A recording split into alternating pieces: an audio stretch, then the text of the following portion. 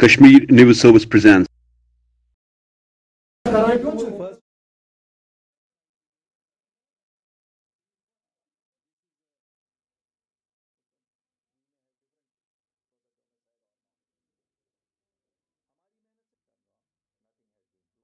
पहले साल की एनिवर्सरी आपको मालूम है 8 मार्च 2020 मुख्तलिफ नामों से कुछ लोगों ने कहा ये एक ड्रामा है, कुछ लोगों ने कहा एक नई साजिश है, कुछ लोगों ने कहा ये एक सीरियस एफर्ट है।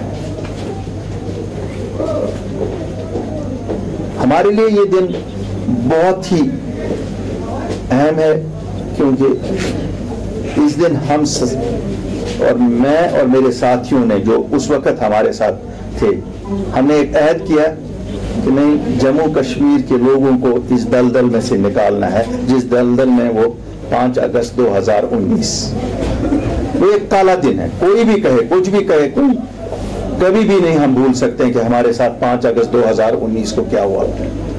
It was no less than the biggest heinous thing which could happen with people anywhere. शायद कभी कोई नहीं भूल सकता है और मुझे नहीं लगता है कि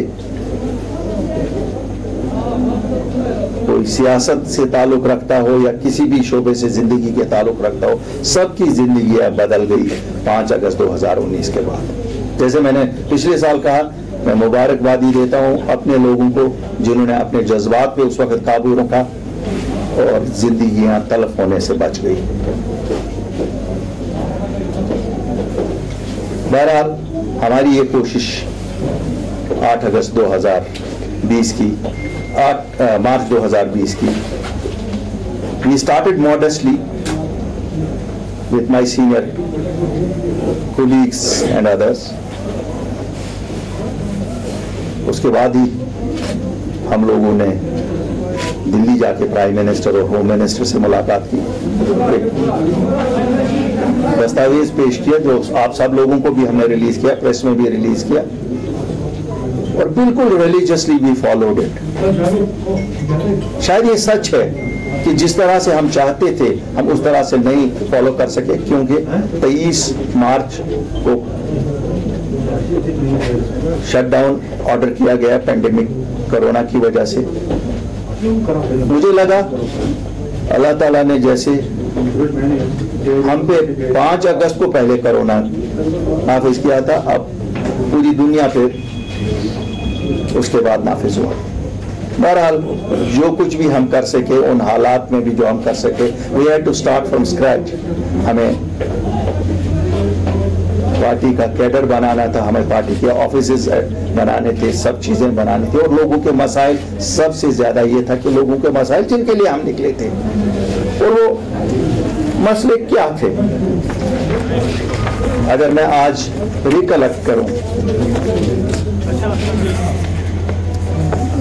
370-35 से आर्टिकल खाली एक न्यूमेरिकल नंबर नहीं थे हमारे लिए, ये हमारे जज्बात की अक्कासी करते थे। ऐसा लगता है जैसे हमारे जज्बात हमसे छीने गए। जिंदगी को फिर से एक पटरी पे लाने के लिए हमारी कोशिश थी कि हमारे सब लोग सफर कर रहे थे। वो लेबरर था, वो फार्मर था, वो बिजनेसमैन था, वो ऑटो वाला था, वो रिक्शा वाला था, वो टूरिज्म वाला था, वो सरकारी मुलाजिम था। गर्ज मतलब है हर एक सेक्शन सोसाइटी का सफर कर रहा था। हमारी नजर में एक लिस्ट हमने प्रायोरिटीज का किया था जिसमें आपको पता है रेस्टोरेशन ऑफ स्टेटहुड। हमने अचीवेबल बातें कही, हमने लोगों को ये नहीं सुहाने सपने बेचने की कोशिश नहीं की। हमने कहा नहीं, जो हो सकता है, जो मुमकिन है और जो हमें बहुत लगा कि ये सब कुछ वापस आना चाहिए, हमने उसको प्रायोरिटाइज किया जिसमें स्टेट रेस्टोरेशन ऑफ स्टेटहुड था, domicile rights for land and jobs था, pursuing for an early hearing before Honorable Supreme Court for restoration of special status था। फिर कोविड करके जो लोग फंसे हुए थे उनको वापस अपने घरों में लाना, उसमें स्टूडेंट्स थे, उसमें लेबरर्स थे, उसमें बिजनेसमैन थे, उसमें हर सेक्शन सोसाइटी का था। हमारे बहुत सारे नौजवान, बुजुर्ग और दूसरे लोग बाहर के जेलों में बंद थे। पब्लिक सेफ्टी एक्ट में कुछ पॉलिटिकल डिटेनीज भी थे, उनके रिलीज का मसला था। हमारे यूथ के खिलाफ जो FIRs थे, इंटरनेट सर्विसेज 4G, जिसे हमारे लिए जो पूरे मुल्क में हर एक जगह मुयसर होता है, हमारे लिए कॉमन सी चीज को भी एक हमारे लिए इनाम माना जाता है, इनाम के तौर पर पेश किया जाता है। बदकिस्मती से 1 साल परस्यू किया, लेकिन शुक्र अल्लाह ताला का कामयाब हुए। Maybe it took another meeting with the Prime Minister on this special issue, but अल्लाह का शुक्र है, आज मैं अल्लाह का शुक्रगुजार हूँ कि हम कर सके। कम से कम हमारे बच्चों को तालीम लेने में कुछ ना कुछ मदद उससे मिलेगी, बिजनेसमैनों को अपने बिजनेस में मिलेगी, आप लोगों को आपके प्रोफेशनल ड्यूटीज में मदद मिलेगी। You and me is I'm nowhere. I don't say you. When I say you is others. I don't sell dreams that DDC election से वापस आएगा वो।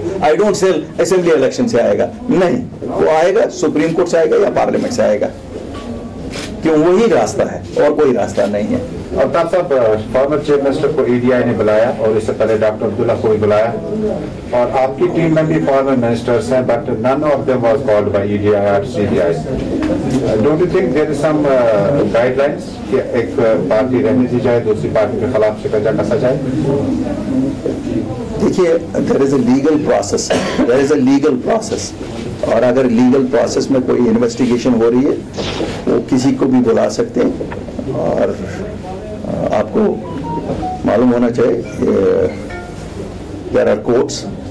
आपने देखा अभी एक पार्टी के लीडरों को बंद किया गया, कोर्ट ने छोड़ दिया, ऐसा तो है नहीं। जहां जहां पे भी लोग कोर्ट्स में जाते हैं, somewhere they are given relief, somewhere they are not given relief. Political basis पे अगर उनको बुलाया जा रहा है, दैट इज बैड, हम उसकी निंदा करते हैं। Thanks for watching Kashmir News Service.